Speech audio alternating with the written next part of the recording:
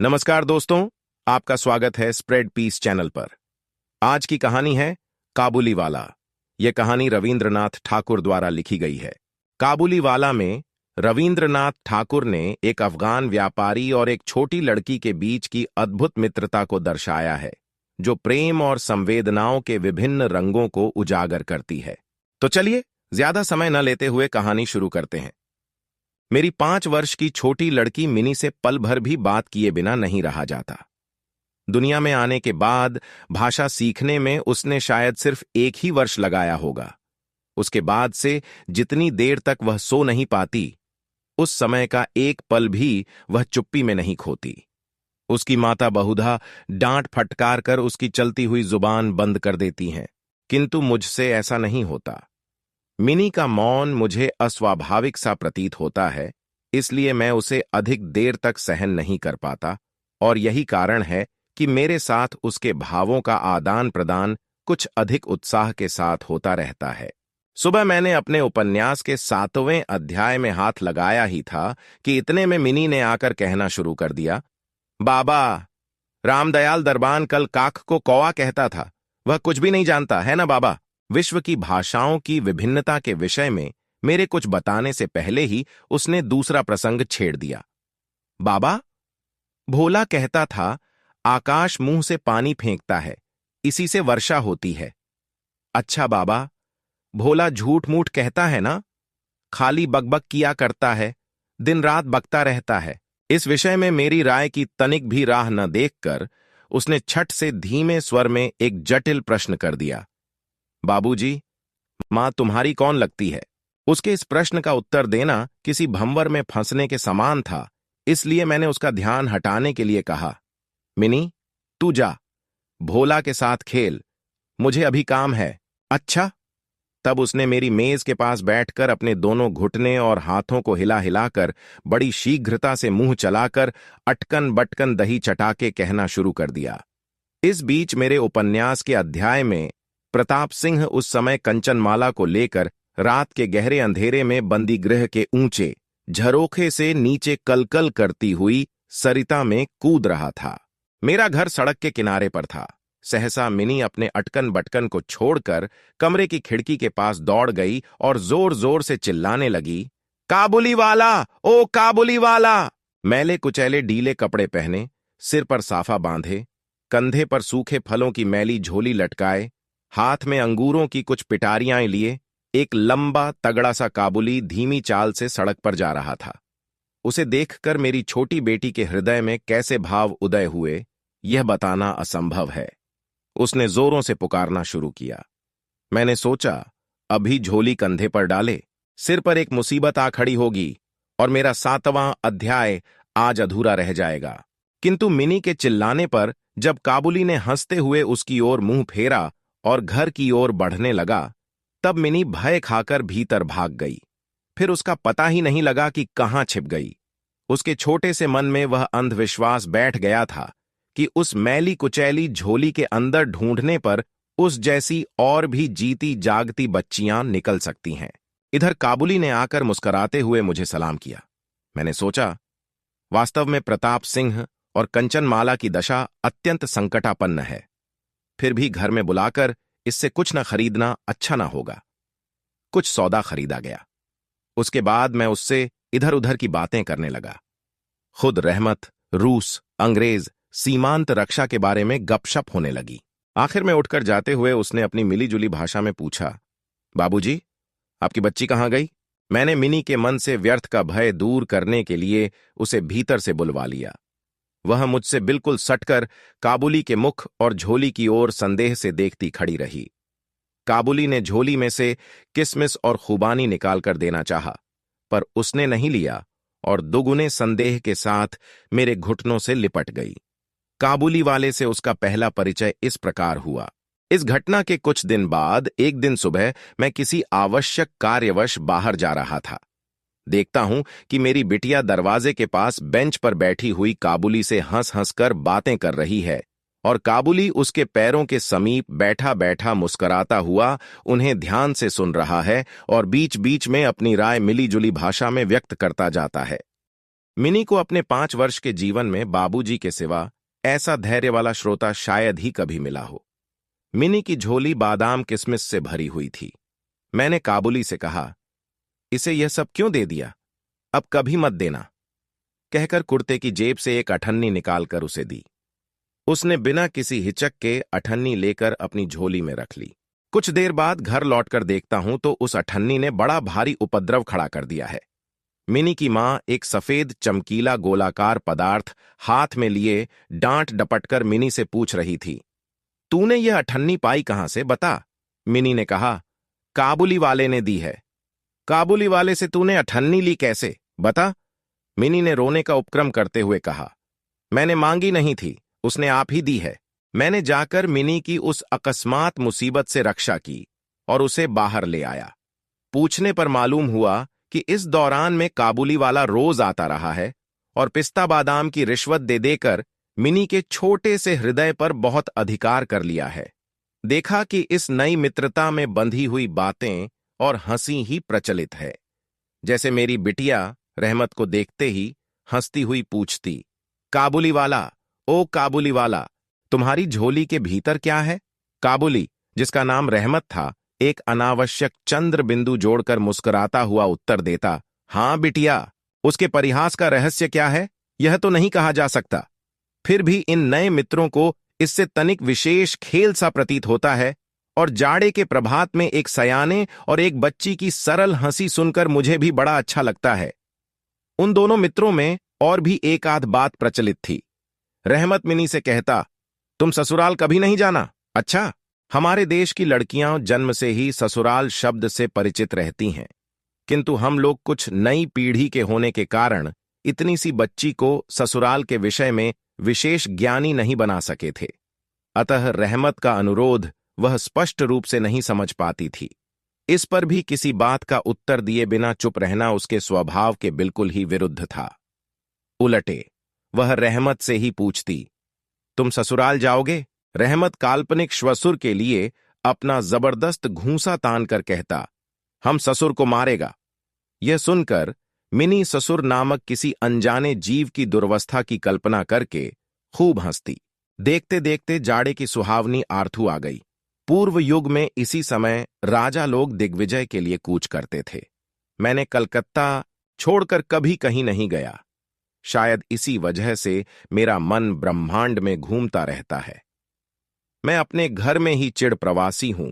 बाहरी ब्रह्मांड के लिए मेरा मन सर्वदा आतुर रहता है। किसी विदेश का नाम सुनते ही मेरा मन वहां की उड़ान भरने लगता है।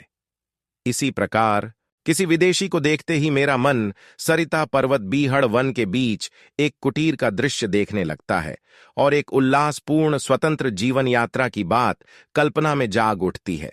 इधर मैंने देखा कि मैं ऐसी प्रकृति का प्राणी हूं जिसका अपना घर छोड़कर बाहर निकलने में सिर कटता है। यही कारण है कि सुबह के समय अपने छोटे से कमरे में मेज के सामने बैठकर उस काबुली से गपशप करके बहुत कुछ भ्रमण का काम निकाल लेता हूं। मेरे सामने काबुल का पूरा चित्र खींच जाता है। दोनों ओर ऊबड़ खाबड़ लाल लाल ऊंचे दुर्गम पर्वत हैं और रेगिस्तानी मार्ग जिन पर लदे हुए ऊंटों की कतार जा रही है। ऊंचे ऊंचे साफे बांधे हुए सौदागर और यात्री कुछ ऊंट की सवारी पर हैं तो कुछ पैदल ही जा रहे हैं। किन्हीं के हाथों में बर्छा है तो कोई बाबा आदम के जमाने की पुरानी बंदूक थामे हुए है। बादलों की भयानक गर्जन के स्वर में काबुली लोग अपनी मिलीजुली भाषा में अपने देश की बातें कर रहे हैं। मिनी की मां बड़ी वहमी स्वभाव की है। राह में यदि किसी प्रकार का शोरगुल हुआ नहीं कि वह समझ लेती हैं कि संसार भर के सारे मस्त शराबी हमारे ही घर की ओर दौड़े आ रहे हैं। उसके विचारों में यह दुनिया इस छोर से उस छोर तक चोर डकैत मस्त शराबी सांप बाघ रोगों मलेरिया तिलचट्टे और अंग्रेजों से भरी पड़ी है। इतने दिन इस दुनिया में रहते हुए भी उसके मन का यह रोग दूर नहीं हुआ। रहमत काबुली की ओर से भी वह पूरी तरह निश्चिंत नहीं थी। उस पर विशेष नजर रखने के लिए मुझसे बार बार अनुरोध करती रहती। जब मैं उसके शक को परिहास के आवरण से ढकना चाहता तो वह मुझसे एक साथ कई प्रश्न पूछ बैठती। क्या कभी किसी का लड़का नहीं चुराया गया? क्या काबुल में गुलाम नहीं बिकते? क्या एक लंबे तगड़े काबुली के लिए एक छोटे बच्चे का उठा ले जाना असंभव है, इत्यादि। मुझे मानना पड़ा कि यह बात बिल्कुल असंभव भी नहीं है। भरोसा करने की शक्ति सब में समान नहीं होती। अतः मिनी की मां के मन में भय ही रह गया, लेकिन केवल इसीलिए बिना किसी दोष के रहमत को अपने घर में आने से मना न कर सका। हर वर्ष रहमत माघ मास में लगभग अपने देश लौट जाता है। इस समय वह अपने व्यापारियों से रुपए वसूल करने में तल्लीन रहता है। उसे घर घर दुकान दुकान घूमना पड़ता है, फिर भी मिनी से उसकी भेंट एक बार अवश्य हो जाती है। देखने में ऐसा प्रतीत होता है कि दोनों के मध्य किसी षड्यंत्र का श्री गणेश हो रहा है। जिस दिन वह सुबह नहीं आ पाता, उस दिन देखूं तो वह संध्या को हाजिर होता है। अंधेरे में घर के कोने में उस डीले ढाले जामा पाजामा पहने झोली वाले लंबे तगड़े आदमी को देखकर सचमुच मन में अचानक भय सा पैदा हो जाता है। लेकिन जब देखता हूं कि मिनी ओ काबुली वाला पुकारती हुई हंसती हंसती दौड़ी आती है और दो भिन्न भिन्न आयु के असम मित्रों में वही पुराना हास परिहास चलने लगता है, तब मेरा सारा हृदय खुशी से नाच उठता है। एक दिन सुबह मैं अपने छोटे कमरे में बैठा हुआ नई पुस्तक के प्रूफ देख रहा था। जाड़ा विदा होने से पूर्व आज 2-3 दिन खूब जोरों से अपना प्रकोप दिखा रहा है। जिधर देखो उधर उस जाड़े की ही चर्चा है। ऐसे जाड़े पाले में खिड़की में से सुबह की धूप मेज के नीचे मेरे पैरों पर आ पड़ी। उसकी गर्मी मुझे अच्छी प्रतीत होने लगी। लगभग 8 बजे का समय होगा। सिर से मफलर लपेटे ऊषाचरण सुबह की सैर करके घर की ओर लौट रहे थे। ठीक इसी समय राह में एक बड़े जोर का शोर सुनाई दिया। देखूं तो अपने उस रहमत को 2 सिपाही बांधे लिए जा रहे हैं। उनके पीछे बहुत से तमाशाई बच्चों का झुंड चला आ रहा है। रहमत के डीले ढाले कुर्ते पर खून के दाग हैं और एक सिपाही के हाथ में खून से लथपथ छुरा है। मैंने दरवाजे से बाहर निकलकर सिपाही को रोक लिया और पूछा, क्या बात है? कुछ सिपाही से और कुछ रहमत से सुना कि हमारे एक पड़ोसी ने रहमत से रामपुरी चादर खरीदी थी। उसके कुछ रुपये उसकी ओर बाकी थे, जिन्हें देने से उसने साफ इनकार कर दिया। बस इसी पर दोनों में बात बढ़ गई और रहमत ने छुरा निकालकर घोंप दिया। रहमत उस झूठे बेईमान आदमी के लिए भिन्न भिन्न प्रकार के अपशब्द सुना रहा था। इतने में काबुली वाला, ओ काबुली वाला, पुकारती हुई मिनी घर से निकल आई। रहमत का चेहरा क्षण भर में कौतुक हास्य से चमक उठा। उसके कंधे पर आज झोली नहीं थी, अतः झोली के बारे में दोनों मित्रों की अभ्यस्त आलोचना न चल सकी। मिनी ने आते ही पूछा, तुम ससुराल जाओगे? रहमत ने प्रफुल्लित मन से कहा, हां, वहीं तो जा रहा हूं। रहमत ने ताड़ लिया कि उसका यह जवाब मिनी के चेहरे पर हंसी न ला सकेगा और तब उसने हाथ दिखाकर कहा, ससुर को मारता, पर क्या करूं, हाथ बंधे हुए हैं। छुरा चलाने के जुर्म में रहमत को कई वर्षों का कारावास मिला। रहमत का ध्यान धीरे धीरे मन से बिल्कुल उतर गया। हम लोग अब अपने घर में बैठकर सदा के अभ्यस्त होने के कारण नित्य के काम धंधों में उलझे हुए दिन बिता रहे थे। तभी एक स्वाधीन पर्वतों पर घूमने वाला आदमी कारागार की प्राचीरों के अंदर कैसे वर्षों बिताएगा, यह बात हमारे मन में कभी उठी ही नहीं। और चंचल मिनी का आचरण तो और भी लज्जाप्रद था। यह बात उसके पिता को भी माननी पड़ेगी। उसने सहज ही अपने पुराने मित्र को भूलकर पहले तो नबी सैयस के साथ मित्रता जोड़ी, फिर क्रमशः जैसे जैसे उसकी वयोवृद्धि होने लगी, वैसे वैसे सखा के बदले एक के बाद एक उसकी सखियां जुटने लगीं और अब वह अपने बाबा के लिखने के कमरे में भी दिखाई नहीं देती। मेरा तो एक तरह से उसके साथ नाता ही टूट गया है। कितने ही वर्ष बीत गए। वर्षों बाद आज फिर शरद ऋतु आई है। मिनी की सगाई की बात पक्की हो गई। पूजा की छुट्टियों में उसका विवाह हो जाएगा। कैलाशवासिनी के साथ साथ अब की बार हमारे घर की आनंदमयी मिनी भी मां बाप के घर में अंधेरा करके ससुराल चली जाएगी। सुबह सूर्यदेव बड़ी सज धज के साथ निकले। वर्षों के बाद शरद ऋतु की यह नई धवल धूप सोने में सुहागे का काम दे रही है। कलकत्ता की संकरी गलियों से परस्पर सटे हुए पुराने टूटे फूटे घरों के ऊपर भी इस धूप की आभा ने एक प्रकार का अनोखा सौंदर्य बिखेर दिया है। हमारे घर पर सूर्यदेव के आगमन से पूर्व ही शहनाई बज रही है।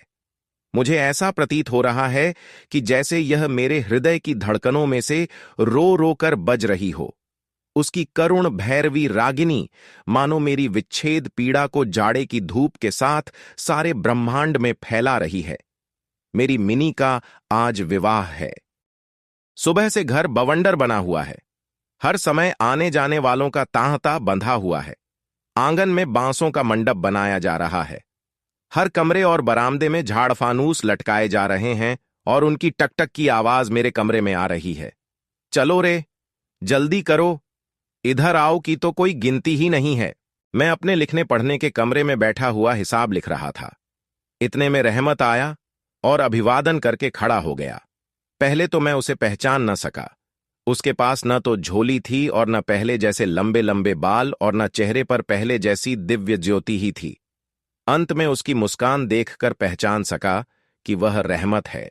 मैंने पूछा, क्यों रहमत, कब आए? उसने कहा, कल शाम को जेल से छूटा हूं। सुनते ही उसके शब्द मेरे कानों में खट से बज उठे। किसी खूनी को मैंने कभी आंखों से नहीं देखा था। उसे देखकर मेरा सारा मन एकाएक सिकुड़ सा गया। मेरी यही इच्छा होने लगी कि आज के इस शुभ दिन में वह इंसान यहां से टल जाए तो अच्छा हो। मैंने उससे कहा, आज हमारे घर में कुछ आवश्यक काम है, सो आज मैं उसमें लगा हुआ हूं। आज तुम जाओ, फिर आना। मेरी बात सुनकर वह उसी क्षण जाने को तैयार हो गया, पर दरवाजे के पास आकर कुछ इधर उधर देखकर बोला, क्या बच्ची को तनिक नहीं देख सकता? शायद उसे यही विश्वास था कि मिनी अब तक वैसी ही बच्ची बनी है। उसने सोचा हो कि मिनी अब भी पहले की तरह काबुली वाला, ओ काबुली वाला पुकारती हुई दौड़ी चली आएगी। उन दोनों के पहले हास परिहास में किसी प्रकार की रुकावट न होगी। यहां तक कि पहले की मित्रता की याद करके उसने एक पेटी अंगूर और एक कागज के दोने में थोड़ी सी किशमिश और बादाम शायद अपने देश के किसी आदमी से मांग तांग कर लेता आया था। उसकी पहले की मैली कुचैली झोली आज उसके पास न थी। मैंने कहा, आज घर में बहुत काम है, सो किसी से भेंट न हो सकेगी। मेरा उत्तर सुनकर वह कुछ उदास सा हो गया। उसी मुद्रा में उसने एक बार मेरे मुख की ओर स्थिर दृष्टि से देखा, फिर अभिवादन करके दरवाजे के बाहर निकल गया। मेरे हृदय में जाने कैसी एक वेदना सी उठी। मैं सोच ही रहा था कि उसे बुलाऊं, इतने में देखा तो वह स्वयं ही आ रहा है। वह पास आकर बोला, ये अंगूर और कुछ किशमिश बादाम बच्ची के लिए लाया था, उसको दे दीजिएगा। मैंने उसके हाथ से सामान लेकर पैसे देने चाहे, लेकिन उसने मेरे हाथ को थामते हुए कहा, आपकी बहुत मेहरबानी है बाबू साहब, हमेशा याद रहेगी, पिसा रहने दीजिए। तनिक रुककर फिर बोला, बाबू साहब, आपकी जैसी मेरी भी देश में एक बच्ची है। मैं उसकी याद कर कर आपकी बच्ची के लिए थोड़ी सी मेवा हाथ में ले आया करता हूं। मैं यह सौदा बेचने नहीं आता। कहते हुए उसने ढीले ढाले कुर्ते के अंदर हाथ डालकर छाती के पास से एक मैला कुचैला मुड़ा हुआ कागज का टुकड़ा निकाला और बड़े जतन से उसकी चारों तहें खोलकर दोनों हाथों से उसे फैलाकर मेरी मेज पर रख दिया। देखा कि कागज के उस टुकड़े पर एक नन्हे से हाथ के छोटे से पंजे की छाप है। फोटो नहीं, तेल चित्र नहीं, हाथ में थोड़ी सी कालिख लगाकर कागज के ऊपर उसी का निशान ले लिया गया है। अपनी बेटी के इस स्मृति पत्र को छाती से लगाकर रहमत हर वर्ष कलकत्ता के गली कूचों में सौदा बेचने के लिए आता है और तब वह कालिक चित्र मानो उसकी बच्ची के हाथ का कोमल स्पर्श उसके बिछड़े हुए विशाल हृदय में अमृत उड़ेलता रहता है। देखकर मेरी आंखें भर आईं और फिर मैंने इस बात को बिल्कुल ही भूल गया कि वह एक मामूली काबुली मेवा वाला है। मैं एक उच्च वंश का रईस हूं। तब मुझे ऐसा लगने लगा कि जो वह है वही मैं हूं। वह भी एक पिता है और मैं भी। उसकी पर्वतवासिनी छोटी बच्ची की निशानी मेरी ही मिनी की याद दिलाती है। मैंने तत्काल ही मिनी को बाहर बुलवाया। हालांकि इस पर अंदर घर में आपत्ति की गई, पर मैंने उस पर कुछ भी ध्यान नहीं दिया। विवाह के वस्त्रों और अलंकारों में लिपटी हुई बेचारी मिनी मारे लज्जा के सिकुड़ी हुई सी मेरे पास आकर खड़ी हो गई। उस अवस्था में देखकर रहमत काबुल पहले तो सकपका गया। उससे पहले जैसी बातचीत न करते बना। बाद में हंसते हुए बोला, लल्ली, सास के घर जा रही है क्या? मिनी अब सास का अर्थ समझने लगी थी, अतः अब उससे पहले की तरह उत्तर देते न बना। रहमत की बात सुनकर मारे लज्जा के उसके कपोल लाल हो उठे। उसने मुंह को फेर लिया। मुझे उस दिन की याद आई जब रहमत के साथ मिनी का प्रथम परिचय हुआ था। मन में एक पीड़ा की लहर दौड़ गई। मिनी के चले जाने के बाद एक गहरी सांस लेकर रहमत फर्श पर बैठ गया। शायद उसकी समझ में यह बात एकाएक साफ हो गई कि उसकी बेटी भी इतने दिनों में बड़ी हो गई होगी और उसके साथ भी उसे अब फिर से नई पहचान करनी पड़ेगी। संभवतः वह उसे पहले जैसी नहीं पाएगा। इन 8 वर्षों में उसका क्या हुआ होगा, कौन जाने। सुबह के समय शरद की स्निग्ध सूर्य किरणों में शहनाई बजने लगी और रहमत कलकत्ता की एक गली के भीतर बैठा हुआ अफगानिस्तान के मेरू पर्वत का दृश्य देखने लगा। मैंने एक नोट निकालकर उसके हाथ में दिया और कहा, रहमत, तुम देश चले जाओ अपनी बेटी के पास। तुम दोनों के मिलन सुख से मेरी मिनी सुख पाएगी। रहमत को पैसे देने के बाद विवाह के हिसाब में से मुझे उत्सव समारोह के 2-1 अंग छांट कर काट देने पड़े। जैसी मन में थी वैसी रोशनी नहीं करा सका। अंग्रेजी बाजा भी नहीं आया। घर में औरतें बड़ी बिगड़ने लगीं। सब कुछ हुआ, फिर भी मेरा विचार है कि आज एक अपूर्व ज्योत्सना से हमारा शुभ समारोह उज्ज्वल हो उठा। तो यह थी रविंद्रनाथ ठाकुर की लिखी कहानी काबुलीवाला। अगर आपको कहानी पसंद आई हो तो कमेंट करके बताएं कि कहानी कैसी लगी और चैनल को सब्सक्राइब करना न भूलें और बेल आइकन दबाना न भूलें ताकि आप हमारी नई वीडियो की जानकारी सबसे पहले पा सकें।